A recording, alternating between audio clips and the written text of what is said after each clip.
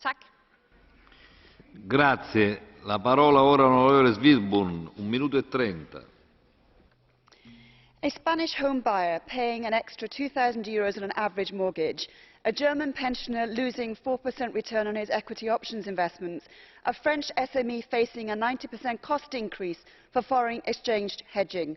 I'm not describing the consequences of predatory bank practices or an external economic shock.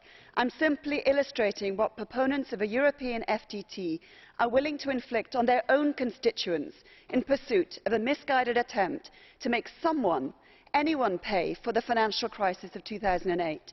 It is no secret that the UK stands to lose the most from the imposition of such a tax. But I'm not here to argue against the FTT as a Brit, but as a European concerned about the welfare of our economy and the future wealth of European citizens. Ever since this tax's inception, the discussion around the FTT has not been an objective and evidence-based one. Instead, the Commission and some of this Parliament have pretended that the effects of the tax would be negligible when they are not, that the tax would be just when it is not, that it would be internationally viable when, thankfully, it is not. It is high time that we are honest about the true detrimental effects of this tax on European savers, the European economy and, in fact, financial stability. These are dire economic times, and we have an awful lot of work still to do until we can rightfully claim to have made financial markets safer and more beneficial to the real economy. Making our voters believe, however, that this tax will get us any closer to fairness and growth is untruthful and a distraction from our massive workload in the area of financial services. Let me give you just one example of how we are preempting and improving upon the objectives of the FTT and other dossiers.